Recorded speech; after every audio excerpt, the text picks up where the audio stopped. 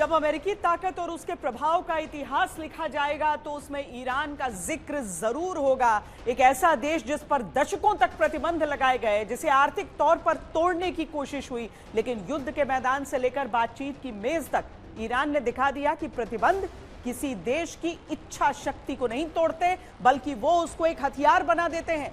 Iran के case में वो रेजिस्टेंस है।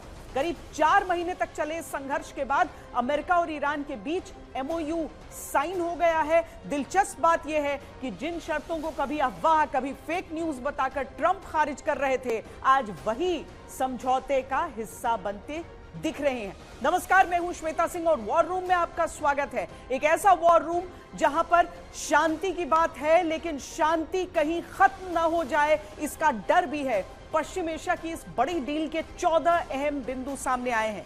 सवाल यह है कि इस समझौते में किसे क्या मिला, किसने क्या खोया, और सबसे बड़ा सवाल कि क्या इस जंग का कोई विजेता भी है। अमेरिका और ईरान तुरंत और हमेशा के लिए अपनी सभी सैन्य कार्रवाइयां रोकेंगे। दोनों देश एक दूसरे की संप्रभुता का सम्मान करेंगे। दोनों देशों ने अगले 60 दिन के भीतर फाइनल डील पर बातचीत पूरी करने का लक्ष्य रखा है। अमेरिका नेवल ब्लॉकेड हटाएगा, इसके बदले ईरान हॉर्मुज जलमार्ग फिर से खोलेगा, जो शुरुआती 60 दिनों तक बिल्कुल मुफ्त रहेगा। अमेरिका और उसके सहयोगी देश ईरान के पुनर्निर्माण के लिए कम से कम $300 अरब की आर्थिक योजना पर काम करेंगे। ईरान के तेल निर्यात, बैंकिंग, बीमा और ट्रांसपोर्ट पर लगी पाबंदियों में अमेरिकी ट्रेजरी की तरफ से छूट दी जाएगी।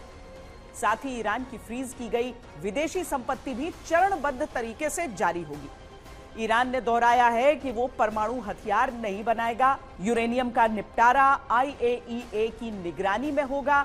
जब तक अंतिम समझौता नहीं हो जाता, ईरान अपना परमाणु कार्यक्रम आगे नहीं बढ़ाएगा और अमेरिका नए प्रतिबंध नहीं लगाएगा। इस अंतिम डील को कानूनी और अंतरराष्ट्रीय वैधता देने के लिए संयुक्त राष्ट्र सुरक्षा परिषद के प्रस्ताव का इस्तेमाल किया जाएगा।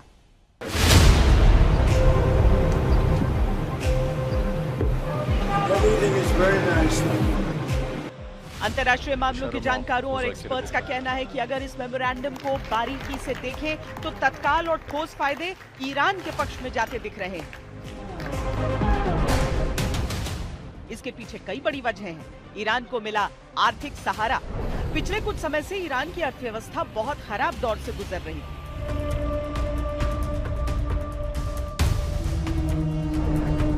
ईरानी रियाल कमजोर से भी कमतर होता जा रहा था। महंगाई आसमान पर थी।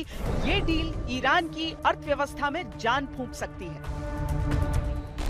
अमेरिकी नौसैनिक नाकेबंदी हटने और तेल निर्यात पर छूट मिलने से ईरान की अर्थव्यवस्था फिर से मजबूत हो सकेगी। इसका फायदा IRGC और उसकी प्रॉक्सीज को होगा, इसमें कोई संदेह नहीं।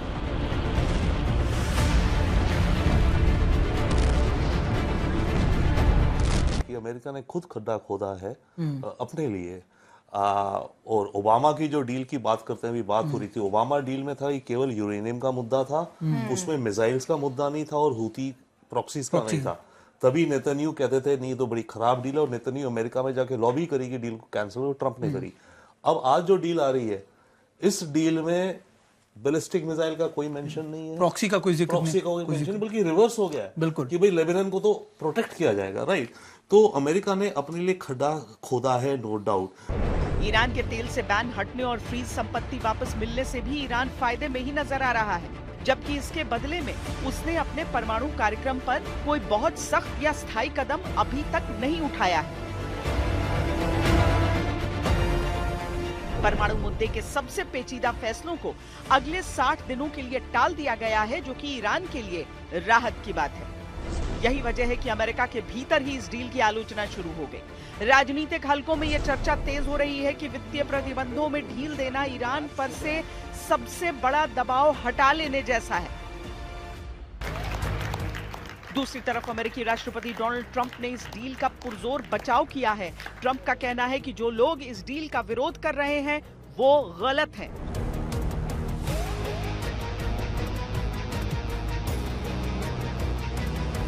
डील के होते ही अंतर्राष्ट्रीय बाजार में ब्रेंट क्रूड के दाम गिरकर $77 प्रति बैरल पर आ गए हैं।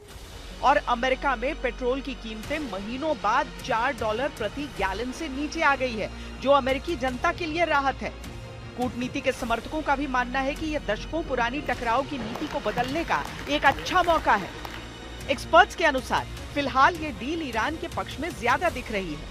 उसे तुरंत आर्थिक राहत और सैन्य दबाव से छुटकारा मिला है।